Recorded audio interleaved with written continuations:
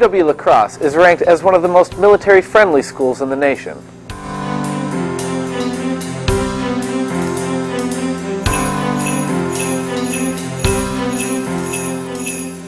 UW-La Crosse is number 24 among medium colleges and universities for Peace Corps volunteers.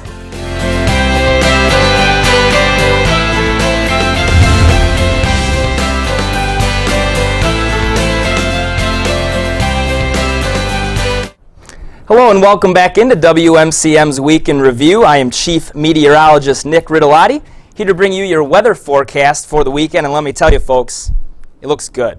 Before we get to the weekend, let's start with the rest of tonight. As the afternoon dwindles away, we're going to see clear skies as the evening rolls on, and a low dipping down to a crisp and cool 34. Fast forward to Friday, we're looking at partly cloudy skies during the day and a high temperature in the mid-50s. There is going to be a little bit of wind in the air blowing those leaves around as they fall off the trees, but it should make for a beautiful setting around La Crosse. Friday night, looking at mostly clear skies as those clouds fade away, but temperature is going to be dipping low, below freezing, a low of 31 for tomorrow night.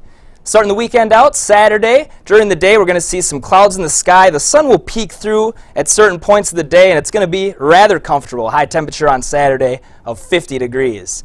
Looking at Saturday night, clouds keeping consistent in the area and a low in the high 20s. Might want to bring out an extra hoodie. Looking at Sunday for football day, mostly sunny skies, a high of 55 if you have a chance. Get out at halftime. Get out in between games, throw the pigskin around, have some brats. Got to enjoy this weather while it lasts. Only a few beautiful weekends left. And Sunday night, as we round out the weekend, we're going to see partly cloudy skies and a low temperature of 35. So I'm telling you folks, only a few beautiful weekends left. Have to enjoy them now. Now we're going to jet stream the news over to the other side of the studio. Jordy Foy's on board, and he'll join us with this week's interview. Hi, I'm Jordy Foy, and today I have the pleasure of sitting down with internationally renowned mycology expert and UWL professor, Dr. Tom Volk. Now, Dr. Volk has recently been a recipient of a heart transplant, and just this past week has been featured on CNN. Nice to have you here, Tom. Great, thank you. Now, could you elaborate on some of the troubles you've had that they've discussed in CNN with your heart? Yeah, so the Reader's Digest version is I had Hodgkin's disease in 1997, had radiation for that. The radiation screwed up my heart, started to develop heart problems in 2002, had a defibrillator and pacemaker implanted, and then 2005 I got flesh-eating bacteria in my foot and almost died from that. I was the most interesting case in the ICU at the Mayo Clinic, and went on the heart transplant list in 2006 after lots of other problems developed, and had my heart transplant in May of 2006. And now look, you're here with us. Here I am. Now, I've talked to some students, and they said that you've actually incorporated your story into some of your lectures. How Yes, so? I very often lecture to the anatomy and physiology classes and tell my story, and I have all of my medical records and everything else, and my echocardiograms and everything else like that, so that I can show all of that and show the students that the stuff that they're learning actually is applied in the real world, and that you need to learn this stuff because you might need it someday. Yeah, yeah. Now, the study of mycology has to do, well, not has to do, is the study of fungus. Right. Now, I know kids my age, usually they're studying math or studying to become a teacher or accounting, something like that. How did you get interested in fungi? So I took a class in mycology in 1978 when I was in college, and I found out you could get free food. And that was very appealing to a college student, and so I decided to study mycology. You'd be surprised how many times I've gotten involved in things because of free food. Free food is good. Now, you have actually discovered different species of fungi. Could you elaborate on that? So our most recent discovery is in Hickson Forest, where we've discovered 3 new species of chanterelles. And chanterelles are a bright orange mushroom. It smells like apricots. Okay. So they're very conspicuous, but these chanterelles have been masquerading under another name.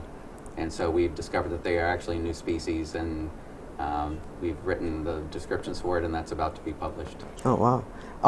Now, when I'm taking a science class, I'm when I'm taking a science class, I'm thinking when I walk into the room, I'm expecting a teacher or professor with a tie and glasses and a pocket protector. Oh, you're expecting the wrong thing. No, you actually have a very eclectic taste of tattoos and groupings of tattoos. Could you maybe show people Sure. them? There's I have a couple of tattoos. This one is they're all microscopic parts of mushrooms. So here you go here, more on this side.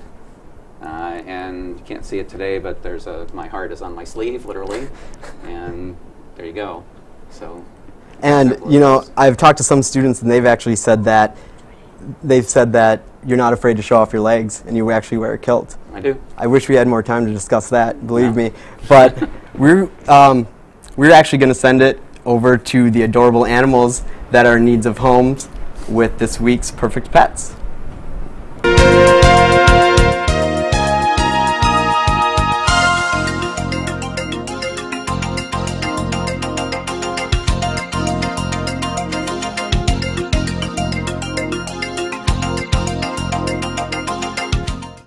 Come and meet Oz, a 1-year-old Doberman mix. He's very active and already knows a lot of tricks. This is Mason, a 4-month-old neutered male. He's a champion cuddler and loves to play. Meet Millie, a 10-month-old domestic shorthair. She's very curious and affectionate and would love a home with lots of toys. This is Little Bear, a 9-year-old Maltese mix. He's affectionate and looking for a home to settle down in.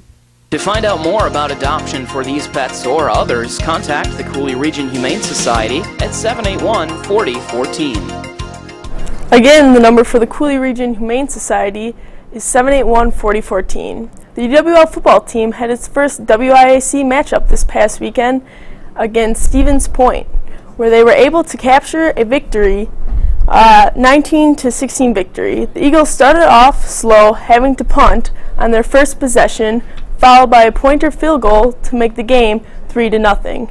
UWL responded on their next possession with a 19-yard touchdown run by Ben Hertramp, but a missed extra point would have the score 6-3 Eagles. The Pointers started the second quarter with a 29-yard touchdown run from quarterback Mitch Bayo, which gave Stevens Point the 10-6 lead.